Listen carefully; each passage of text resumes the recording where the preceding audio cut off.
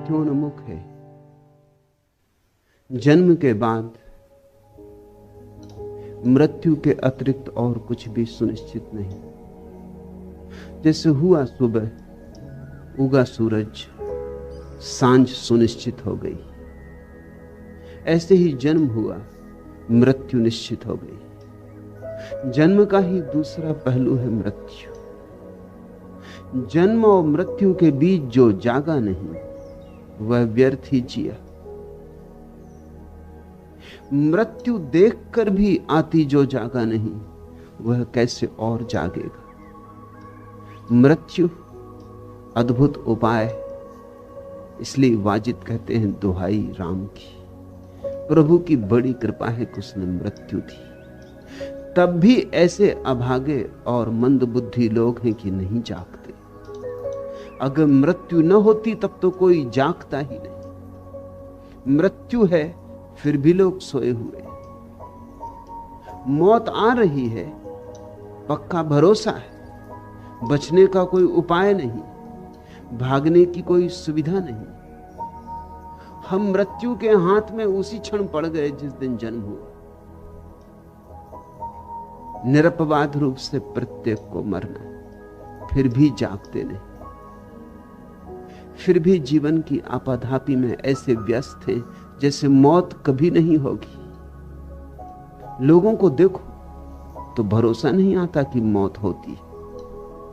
क्षुद्र क्षुद्र बातों पर लड़े जा रहे, मरे जा रहे, छोटे छोटे पद पर, छोटे मोटे धन पर, छोटी प्रतिष्ठा पर अहंकार की पताकाएं उड़ा रहे, गिर जाएंगे। इन्हीं झंडों के साथ धूल में गिर जाएंगे। पता है, पास पड़ोस में जो खड़े थे अभी वे गिर गए। अपनी भी घड़ी आती होगी। जब भी कोई अर्थी निकलती है, याद करना तुम्हारी अर्थी निकलने का क्षण करीब आ रहा। जब कोई चिता धू-धू कर जलती है, अपने को उस चिता पर कल्पना करना। देर नहीं है। वर्ष 2 वर्ष के 10 वर्ष फर्क क्या पड़ता है। मृत्यु को जो सोचने लगता, विचारने लगता, उसके जीवन में क्रांति घटित होती। धर्म असंभव था अगर मृत्यु ना होती। पशुओं के पास कोई धर्म नहीं, क्योंकि उन्हें मृत्यु का बोध नहीं। पशु सोच नहीं पाता कि मरेगा, उतना विचार नहीं, उतना विवेक नहीं। जो मनुष्य भी बिना मृत्यु को सोचे विचारे जीते हैं, पशु जैसे जीते। फिर उनमें और पशु में बहुत भेद नहीं। क्या भेद होगा? एक ही भेद है मनुष्य में और पशु में, कि पशु मृत्यु की धारणा नहीं कर पाता, मनुष्य कर पाता है। जो मनुष्य इस धारणा को नहीं करता, इसको दबाता है, इससे आंख चुराता है, उसने मनुष्य होने से बचने की ठान रखी, वह कभी मनुष्य ना हो पाएगा। और जो मनुष्य ही ना हो पाए, उसके परमात्मा तक पहुंचने का मार्ग अवरुद्ध हो गया। मनुष्य मनुष्य होता है मृत्यु को स्वीकार करके, देखकर, जानकर, पहचानकर, मृत्यु को जगह देकर अपने हृदय में। जैसे ही तुमने अपनी मृत्यु को पहचाना, वैसे ही तुम और होने लगोगे। मृत्यु की पहचान से ही सन्यास का जन्म हुआ, ध्यान का जन्म हुआ। यदि मृत्यु है तो कुछ आयोजन करने होंगे। अगर मिट ही जाना है और यहां जो हमने कमाया सब छिन जाएगा, सब पड़ा रह जाएगा, तो कुछ ऐसा भी कमाना चाहिए जो मृत्यु में साथ जाए। यहां के तो संगी संबंधी सब दूर खड़े रह जाएंगे, पहुंचा देंगे मरघट तक, फिर लौट जाएंगे। उन्हें अभी और जीना है, अभी उनके बहुत काम अधूरे पड़े। एक दिन उनके काम ऐसे ही अधूरे पड़े रह जाएंगे जैसे तुम्हारे पड़े रह गए। लेकिन अभी उन्हें बोध नहीं, अभी होश नहीं। लोग मरघट पर भी जाते हैं किसी की चिता जलाने, तो वहां भी संसार की ही बातें करते, वहां भी बैठ के बाजार की ही बातें करते, वहां भी अफवाहें गांव की, उन्हीं अफवाहों में तल्लीन हो। उधर किसी की लाश जल रही, वे पीठ किए गपशप करते। वे गपशप तरकीबें, वे उस मृत्यु के तथ्य को झुटलाने के उपाय। वे नहीं देखना चाहते कि जो कल तक जिंदा था आज जिंदा नहीं। वे नहीं देखना चाहते जो कल हम जैसा चलता था, हम जैसा ही लड़ता था, हम जैसा ही जीवन की हजार हजार कामनाओं से भरा था, आज राख हुआ जा रहा है। वे घबराते, उनके हाथ पैर कपे जाते। ये तथ्य वे स्वीकार नहीं कर सकते कि ऐसे ही एक दिन हम भी गिरेंगे और मिट्टी में खो जाएंगे। अगर इस तथ्य को तुम स्वीकार कर लो, करना ही पड़े। अगर थोड़ा भी विवेक हो तो करना ही पड़े, थोड़ा भी बोध हो तो करना ही पड़े। इस तथ्य की स्वीकृति के साथ ही तुम नए होने लगोगे, क्योंकि फिर तुम्हें जीवन और ही ढंग से जीना होगा। ऐसे जीना होगा कि मृत्यु आए उसके पहले तुम्हारे पास कुछ हो जो मृत्यु छीन ना सके। ध्यान हो, प्रार्थना हो, प्रभु की थोड़ी अनुभूति हो, समाधि का थोड़ा अनुभव हो, थोड़ी आत्मा की सुवास उठे, क्योंकि देह ही मरती, आत्मा नहीं मरती। दिया ही टूटता है, ज्योति तो उड़ जाती, फिर नए दियों की तलाश में। पिंजरा ही जलता है, पक्षी तो उड़ जाता है, मगर इस पक्षी की पहचान कहां, इस हंस की पहचान कहां? तुम तो देह से जुड़े जी रहे हो, ऐसे कि तुमने पूरा तादात्म्य कर लिया है। मानते हो यही देह मैं हूं और इसी देह के आयोजन में संलग्न हो। और मैं तुमसे यह भी नहीं कहता कि देह का तिरस्कार करो, यह भी नहीं कहता कि देह का अनादर करो। वह भी प्रभु की भेंट है, उसका सम्मान करो, उसका स्वागत करो। देह मंदिर है उसका, लेकिन मंदिर में ही मत खो जाओ, मंदिर में छिपी मूर्ति को भी तलाशो। दुनिया में दो तरह के लोग हैं, एक जो मंदिर की दीवालों में ही खो गए, मूर्ति तक नहीं पहुंच पाते, वे सांसारिक लोग कहे जाते। और दूसरे हैं जिनको हम त्यागी कहते हैं, भोगियों से विपरीत। वे मंदिर के दुश्मन हो गए। वे कहते हैं हम मंदिर की दीवालें तोड़ देंगे, क्योंकि इन्हीं दीवालों के कारण हम भटकते।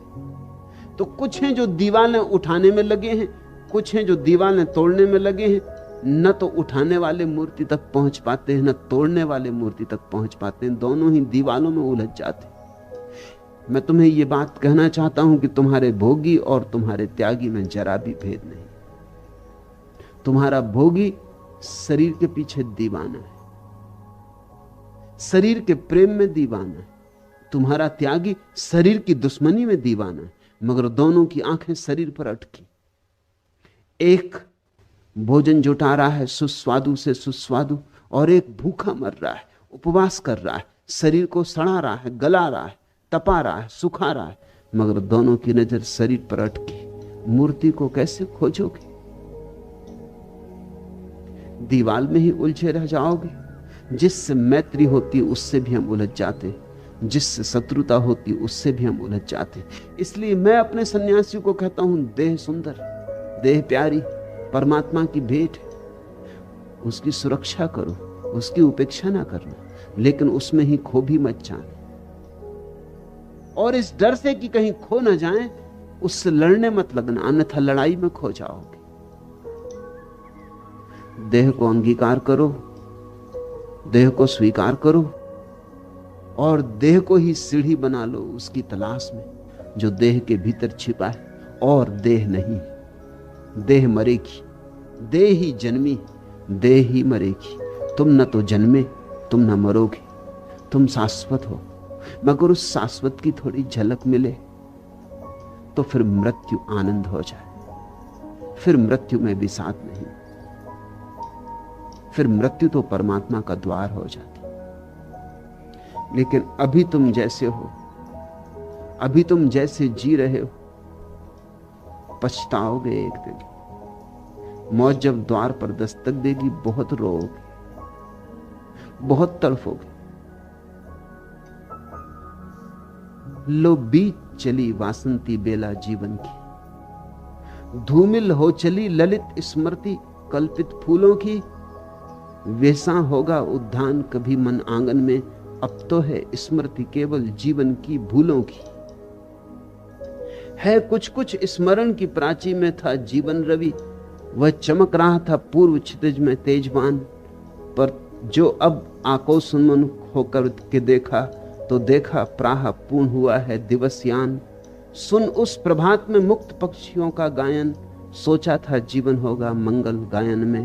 पर अब जब आ पहुंची श्यामा संध्या बेला, तो देखा रुंधे कंठ से निकली एक न लय।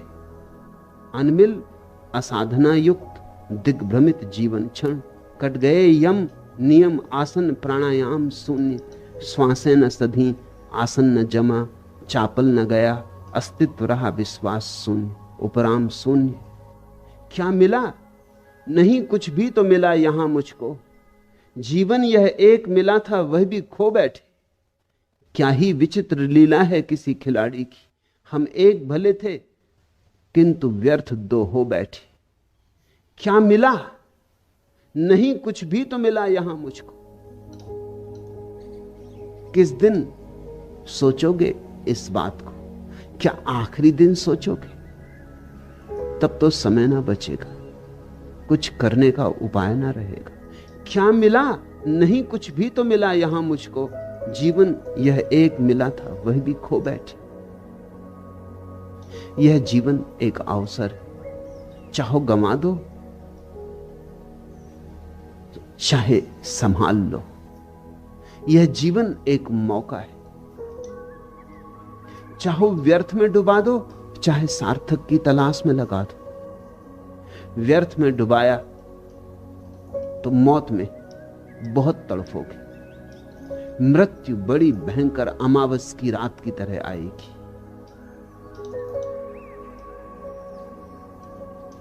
और अगर जीवन को सार्थक की खोज में लगाया तो मृत्यु एक मित्र की तरह आती, पूर्णिमा की रात की तरह आती, प्रकाशोज्वल शीतल,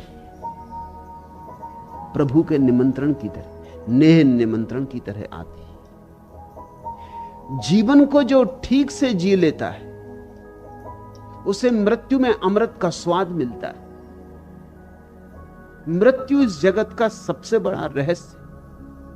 अगर ठीक से जिए, सम्यक रूपेण जिए, ध्यानपूर्वक जिए, संन्यस्त भाव से जिए, जल में कमलवत जिए, तो मृत्यु से तुम्हें अमृत का स्वाद मिलेगा। बरस जाएंगे मेघ तुम पर आनंद के, सच्चिदानंद के। लेकिन अगर गलत जिए, ध्यान शून्य जिए, चंचल मन के साथ जिए, कभी थिर ना हुए, कभी ध्यान में ना रमे, तो फिर मौत आएगी और जो जो तुमने कमाया था सब झपट कर ले जाएगी। तब रोओगे, पर फिर कुछ हो नहीं सकता। तब क्या करोगे पछता कर भी? फिर पछताए होत का जब चिड़िया चुग गई खेत। लेकिन जो पहले जागरूक हो जाता, समय के पहले जाग जाता, मौत के आने के पहले संभल जाता, उसके जीवन में बड़े रहस्यों के द्वार पर द्वार खुलते चले जाते। वह व्यक्ति जो ठीक से जीना जान लेता है, ठीक से मरना भी जान लेता है। मृत्यु अंधेरी है केवल उनके लिए जिन्होंने जीवन की कला ना जानी। अन्यथा मृत्यु बड़ी उज्जवल है। अन्यथा मृत्यु है ही नहीं, इसलिए उज्जवल है। मृत्यु जीवन का अंत है उनके लिए जिन्होंने धन पद में ही सब गंवा दिया, और मृत्यु एक नए जीवन का उद्घाटन है उनके लिए जिन्होंने धन और पद के पार भी कुछ खोजा, ध्यान खोजा, प्रभु खोजा।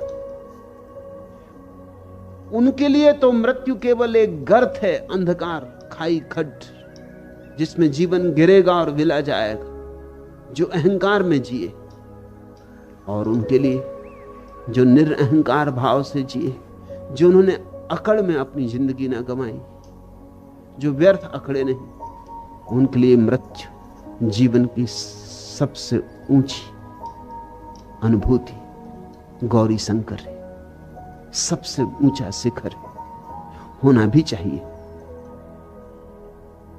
जीवन का अंत क्यों हो मृत्यु? जीवन की पूर्णाहुति क्यों ना हो? जीवन की समाप्ति क्यों हो मृत्यु? जीवन के आनंद का अंतिम शिखर क्यों ना हो? जीवन का फूल क्यों ना खिले मृत्यु में? इसलिए दो तरह के लोग हैं, एक जो मरते और एक जो मरते नहीं, बल्कि मृत्यु में भी अमृत का रस पान करते। वही तुम बनना, दूसरे तुम बनना।